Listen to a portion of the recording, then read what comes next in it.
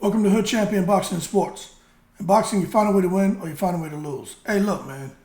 Rumors are still circulating about Errol Spence and why he looked the way he did against Terrence Crawford. To me, this is a situation where you say, man, beating a dead horse now. Well, basically, you beat it so much to where now you brought the dead back to life.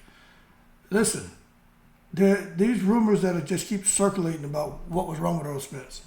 Listen. We've heard the car accident. We've heard he was high on drugs. We've heard, which the whole thing about being dehydrated is definitely believable, okay?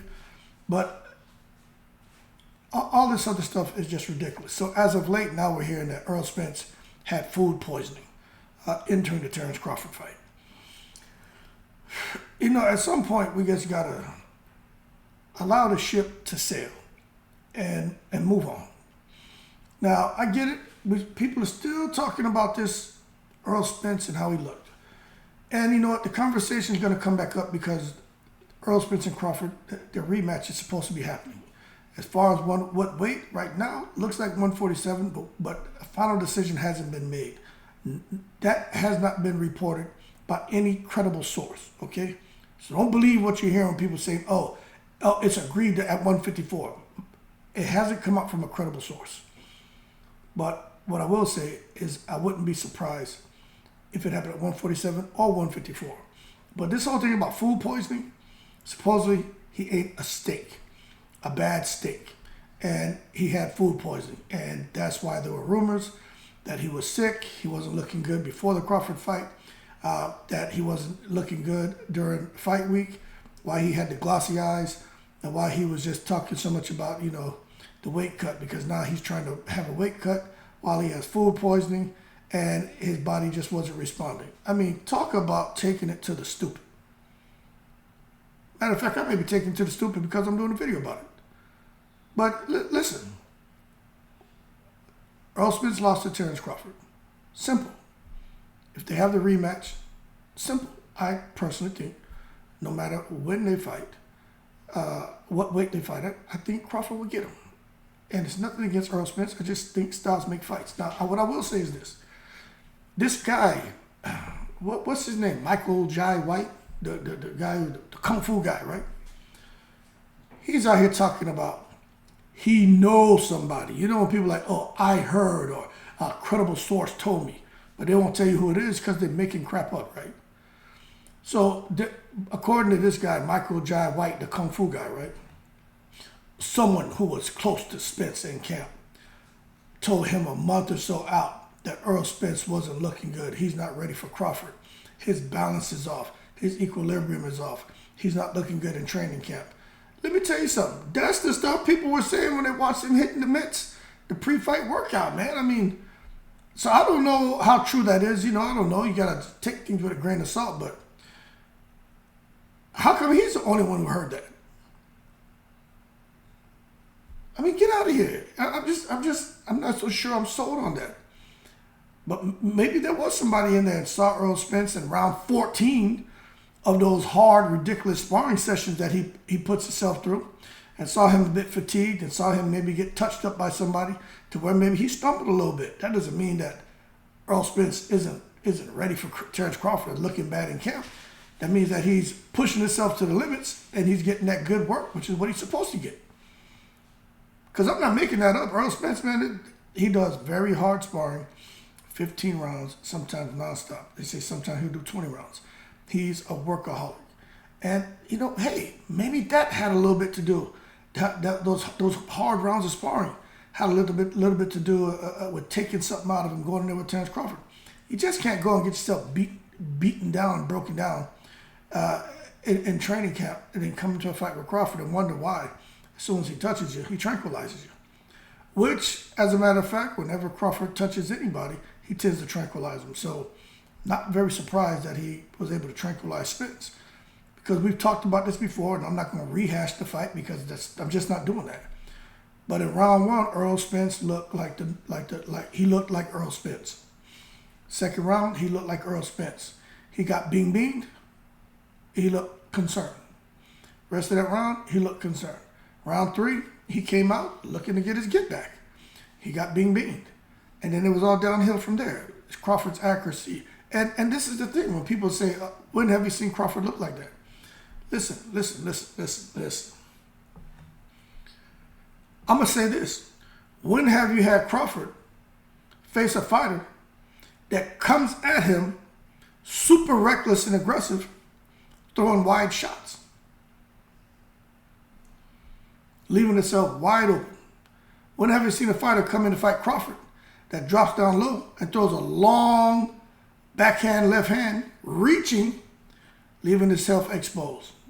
And Crawford's already in the southpaw stance with his lead hand, which is his power hand, his right hand, which he's right-handed, just waiting right there to throw a jab or throw a hook, throw a uppercut or whatever. When have you seen somebody come at Crawford so recklessly? Right? You know what that reminded me of? That fool, Peter McNeely, when he came out to fight Mike Tyson. Remember Mike Tyson right out of prison?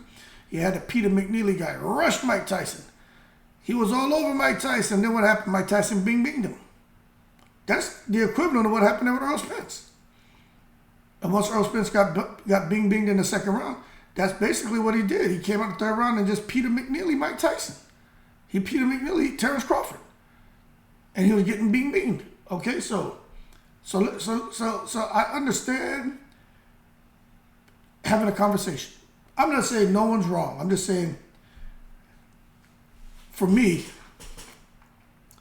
I just don't think Errol Spence beats Terrence Crawford. Oh, and the other thing they were saying, Crawford was on the cocktail. All right, so he may have been, but it was a legal one. You know what I'm saying? It hasn't tested positive for anything, okay? And, you know, word is Errol Spence may have been on the cocktail. You know how people talk. So it's all nonsense. But the real deal is this. When people start saying no other fighter would have done to Errol Spence what Terrence Crawford did to him on that particular night. This is where you get people who are out here who are ass kissing, right? Who are gonna come out here and say that there's no other fighter on that night where Spence fought Crawford that would have done that to Errol Spence. Now, you gotta listen. Everybody has an agenda.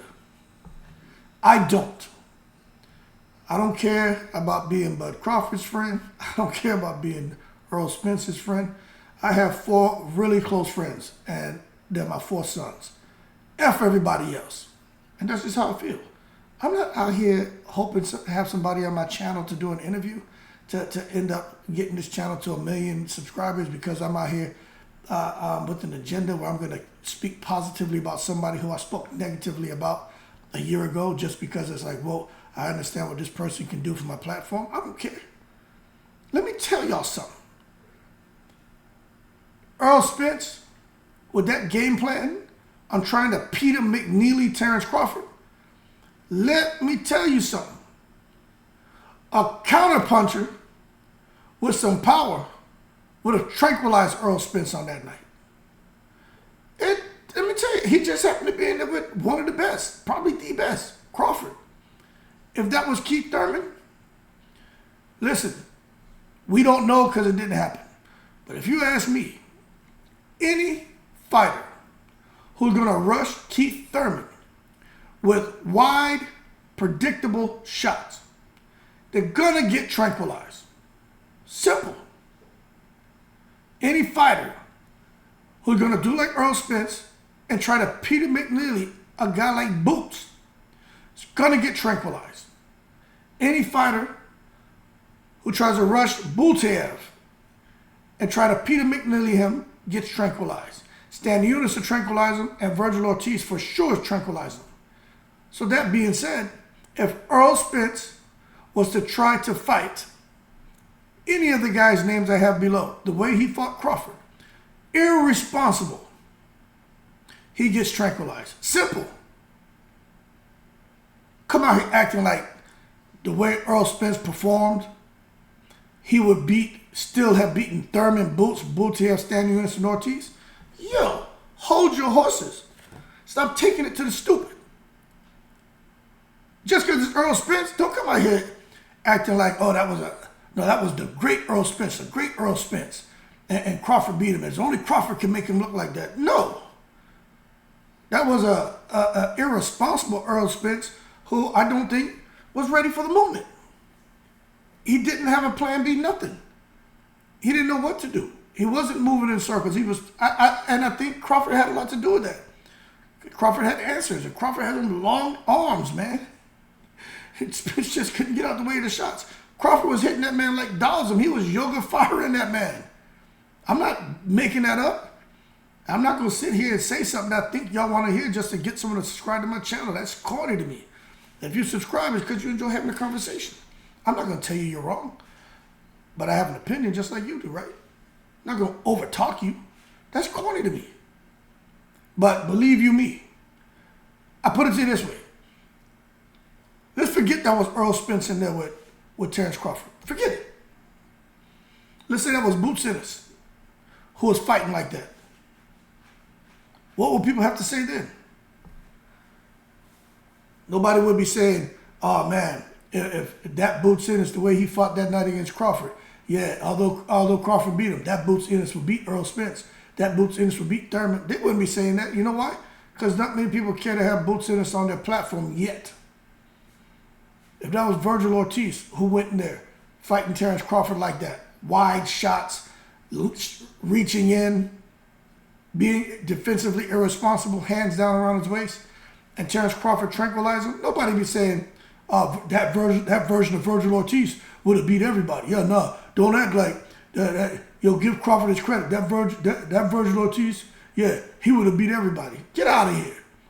They're only trying to talk up Errol Spence because they're looking for their own benefit, man. Let me tell you something.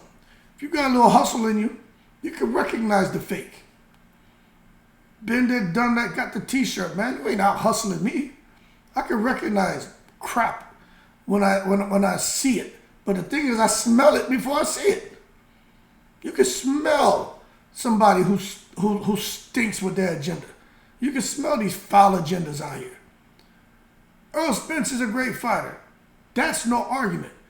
But on that night, I think it doesn't matter who he would have been in there with, fighting recklessly. See, he got crazy after he got hurt in that second round.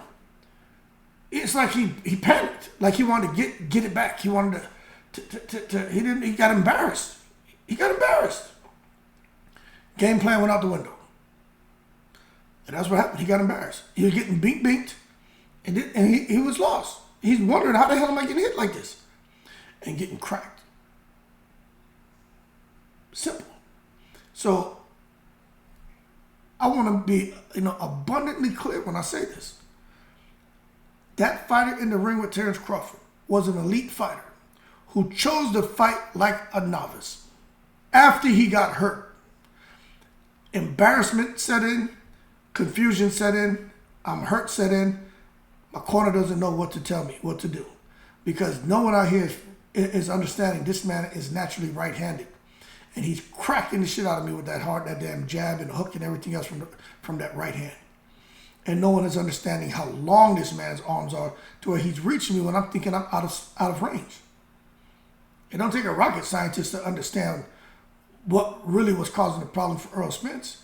It wasn't a damn steak and taters. Get out of here with that. Hold your horses. Stop taking to the stupid. Now that being said, whatever happens with this rematch, whatever weight it is, I'm telling y'all right now, I think it's going to be Errol Spence trying to box, trying to keep his distance. But this is what's going to happen, people. He's still going to, if they haven't realized that he's right there, no matter where he goes, he's in striking distance. Because once Terrence Crawford steps with him, he gets that extra few inches on his jab or his shot, he's going to touch Errol Spence. Like, Errol Spence, he doesn't have he got to have a Sebastian Fundora type reach. You understand? That's what he needs to have. Or a Nikolai Valuev reach. The man needs a Vitaly Klitschko reach. You understand? That's what he needs to get in there to beat Terrence Crawford. He needs like a damn 90-inch reach. And that still may not be good enough. Anyway, y'all keep cool. Shout out to the veterans, all 7 continents. And for the people keeping it real who don't have an agenda, who are going to keep switching their color depending on who they feel they can benefit from. That's corny to me, man. Gotta be consistent. And I'm gonna tell you right now, that Errol Spence and that first round, that Errol Spence would give anybody problems. But that Errol Spence, after he got knocked down that second round, that guy gets tranquilized by everybody because he became defensively irresponsible. He fought off emotion, and he was just throwing wide, reckless shots, no thought behind it. He was just embarrassed and trying to get and hurt Terrence Crawford so bad to get back that knockdown that he ended up getting beat and getting hurt badly. He was getting, man, y'all saw the fight? He was getting destroyed in there. Anyway, man, keep cool. I personally think Errol Spence, after that knockdown in that second round, that approach he took to fighting Crawford, I think Thurman would have beat him. I think Boots would have beat him. I think Butev would have beat him. I think Stan Eunice would have beat him. And I think Ortiz would have beat him. You don't agree with me? Leave it in the comments below, okay? But remember what I'm saying, because y'all only hear what you want to hear. That first round, Errol Spence, that was Errol Spence. But when he got embarrassed, when Crawford beat him in that second round, that Errol Spence started fighting like a novice. Raw emotion, making critical, vital mistakes. And he paid the price because he was in there with a killer, one of the best, if not the best boxer at this point in time, Terrence Crawford. Hey, in the breeze.